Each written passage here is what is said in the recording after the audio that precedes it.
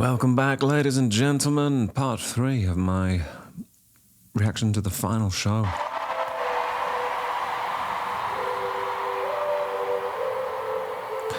Got a little bit sad internally then. I thought, the final show makes it sound like it's the final ever show, doesn't it? But of course, it can't be, can it, man? It just can't be. No way.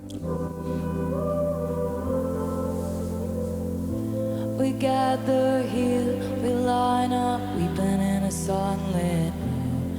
And if I'm on fire, you'll be made of ashes too. Even on my worst day, that I deserve, babe, all the hell you gave me. 'Cause I loved you, I swear I loved you, till my dying. I didn't have it in myself to go with grace, and you're the hero flying around saving face. And if I'm dead to you, why are you at the wake, cursing my name, wishing I stayed? Look at how my tears ricochet. It's so cool, isn't it? This song is always going to have a special place in my heart, you know, because it was maybe the second or the third Taylor song I reacted to, I think, and it was what I think maybe my thumbnail said, you know, now we're talking or something. It was that chorus that got me, you know. I think lyrically this song gets me, but I mean, yeah, I didn't have it in myself to go with grace. Just I don't know, the melody, the lyric, everything. That was it. Just something it was something I suppose deep inside, you know, that woke up and was like, okay, you know. Made of ashes too.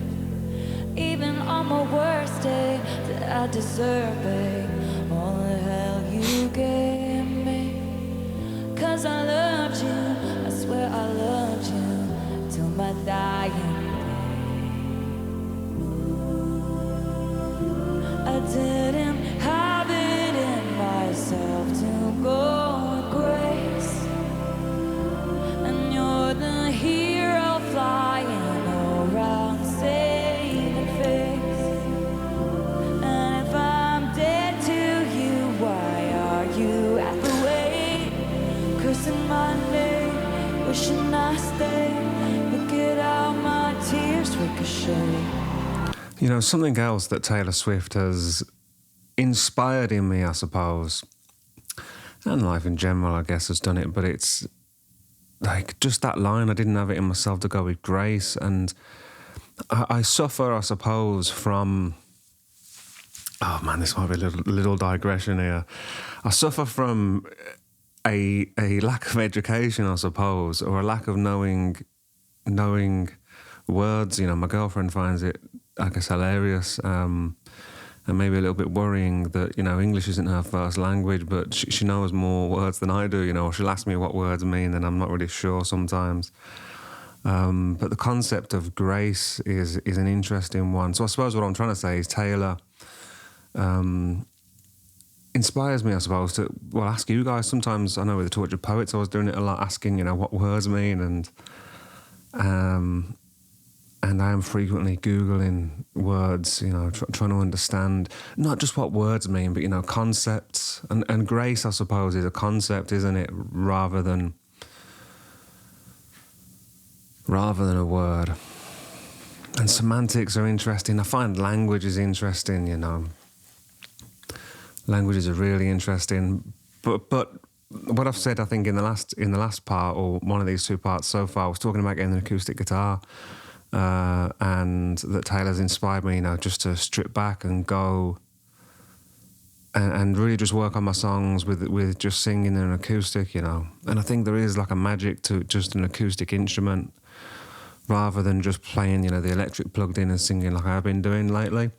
But through this journey with you guys and through this journey into Taylor, having arrived at that point, it's made me go back, and the last few days I've been revisiting or searching out Noel Gallagher, just playing his songs acoustic, you know, with an acoustic guitar. Whether that was during Oasis or solo, you know, and I've come across some real gems. I think I'm going to start maybe on a Sunday. I might just do like an easy recommend, you know, on Patreon. I think by the time you're watching this, the first part's probably already going to be out. I'm just going to post on a Sunday, you know, a link, or maybe embed the video on Patreon. I think I'll make it free for everybody, you know, because I know I've got a lot of free members on Patreon as well. And just recommend, you know, stuff maybe every Sunday, you know, whether it's a live performance I've seen, or a song that I've remembered, or, you know, an album or whatever it is, a film, TV maybe even, I don't know, see how it goes. But anyway, there's a song called Listen Up by Oasis that was a B-side, and the songs that Noel Gallagher put on Oasis B-sides, it's criminal really, you know, like artists could make careers out of just one or two of those songs, you know, that didn't even make it to albums in the 90s, you know. Such was just the prolific and the quality of his output. So I think I'm going to do that as the first one, maybe Listen Up. But then there's another song that I came across called Don't Go Away, and there's a fantastic line in that where he says, "Damn my education, I can't find the words to say, with all the things caught in my mind." I just thought, wow, like it sums up, I suppose, because he's from a similar background as me, which would you say? Certainly, you know, the English working classes, you know. And I guess he's like 20-ish years older than me, maybe a bit less than that. But yeah, similar background in that regard, you know, the miseducation aspect, and Noel I think his lyrics don't get the appreciation they deserve. Maybe even his songs don't, you know, if you're not an Oasis fan. Well, I mean, I said that. I mean, look at the tour that they've just did was you know, it was up there with, I mean, ERAS was maybe the biggest grossing of 2025 or 2024, or what was it, or whatever. But I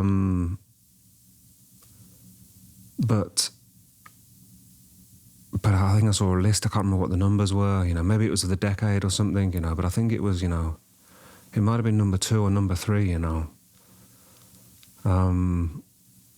But yeah. So anyway, she's inspired me to go back, and I guess Noel is my primary influence in songwriting, although I've only really kind of realised that recently, you know. I was a big fan as a teenager, and then I sort of went off into other things, you know, in my 20s, and it's only really, I guess, the last 5 years I sort of came back round to Oasis and Noel, and, you know, checking out his solo stuff and all that, and just so impressed by what I see, but then recognising so much in his writing that's in mine, you know. But I don't know if I would have been going there, you know, if it had not been for this Taylor journey. I mean, I don't really know. It's funny, isn't it? I was going to say, I don't really know without this Taylor journey and all you guys like here engaging, I don't know where my life would be, but that's like with everything in life, isn't it? You know, the way it goes is the way it goes, I suppose. But I'm just grateful, I guess, you know, that things are going as they are going, you know, and I just feel better every day, you know, in general. Still tough days and that, of course, but I'm excited, man, for the future, you know. I think it's going to be cool. And if I'm dead to you, why are you at the wake? Cursing my name, wishing I stay. Look at how my tears ricochet.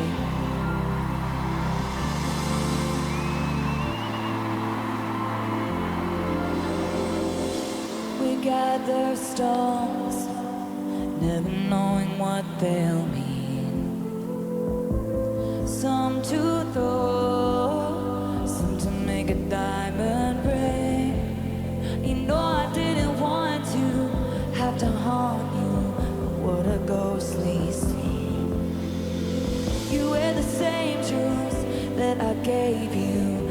as you bury me. I didn't have it in myself to go with grace. She's a storyteller, isn't she, primarily, I guess? To tell me I was brave. I'd say even more than maybe a songwriter. To you, why are you Maybe it's the same thing. cursing my name, wishing I As wonderful as she is at everything else, you know, that's... tears ricochet, and I can go anywhere I want, anywhere That's where it stems I from. want, just not home. And you can aim for my heart, go for blood, but you would still miss me in your arms, and I still talk to you when I'm screaming at the sky, when you can't sleep at night. You hear my stolen lullaby. Just her voice is just classic. Isn't that beautiful? Gosh, those girls there, man. You hear my stolen lullaby.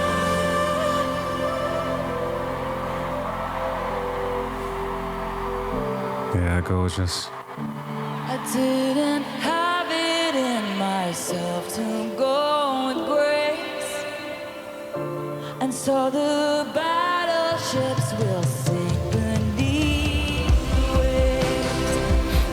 You had to kill me, but it killed you just the same. Cursing my name, wishing I stayed.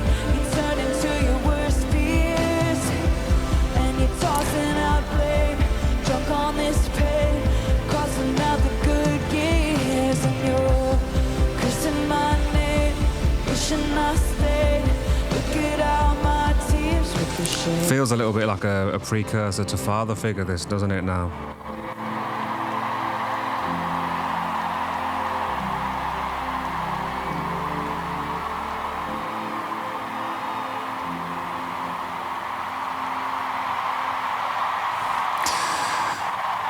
And I was watching a bit of a Rick Beato video earlier when he was speaking about... Well, I was watching one where he was speaking about the Grammys and sort of comparing the Grammys from 1984, the nominations for Best Song, to the ones that have been nominated for 2026. And yeah, he wasn't that kind to a lot of the songs, you know, with justification, I think, you know, and talking about, you know, how there was, you know, on some songs, there was some songs that, you know, have got, I think, 10, 11, 12, 15 writers, you know. And it is kind of... I don't know if pop music has ever been so homogenized, I suppose. Those are my words, not his. But the video went on... The next one, you know, just played automatically while I was making some food. And it came onto a video he was speaking about Taylor Swift, and... It was specifically an article that said, is Taylor Swift bigger than the Beatles?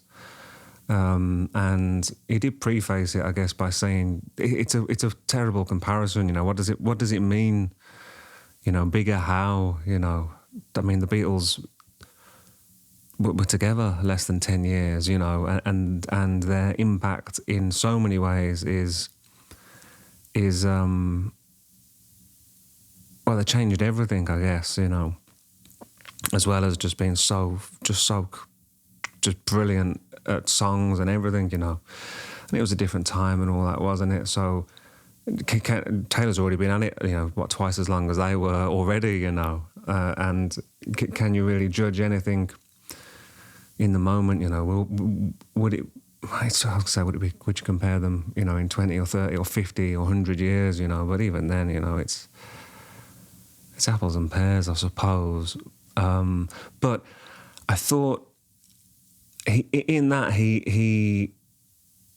mentioned, you know, he said he did say he didn't know much about Taylor Swift, but then he went on to talk about how many writers are part of her songs, you know, and listed like 15 names, and I just thought, oh man, like he was making it sound like, you know, these 15 names.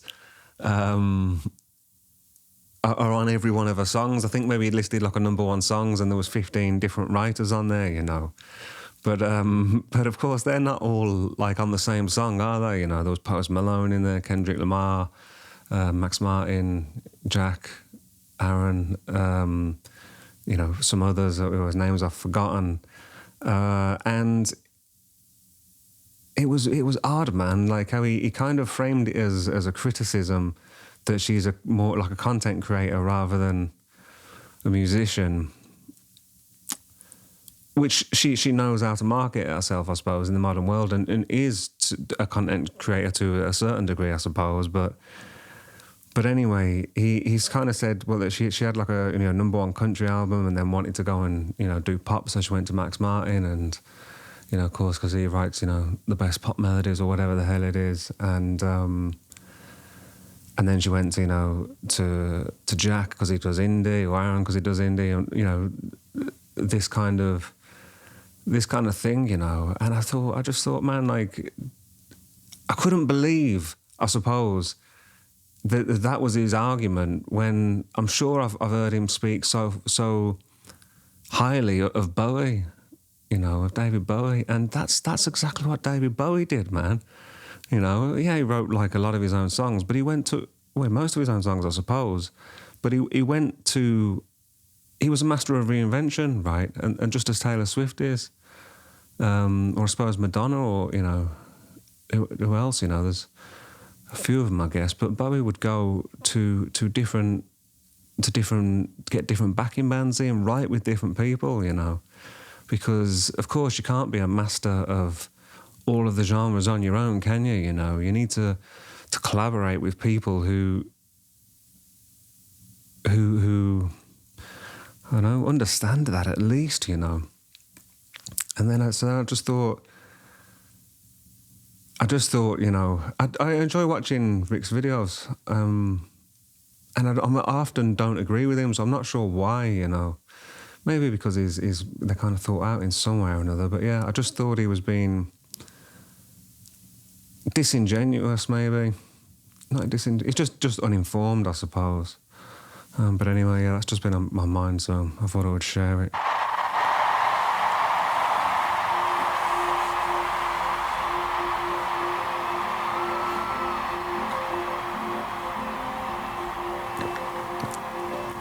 She seems to be very sort of Florence-esque, you know, at the Florence and the Machine. He's so kind, you forget to in these sections, you know. I don't know if was she like that in the first film? I can't remember. Never be so clever, you forget to. Thanks for watching. If you would like access to the full thing and loads of other extended content, Taylor Swift, One Direction, Miley Cyrus, videos of me playing my songs and others, link in description.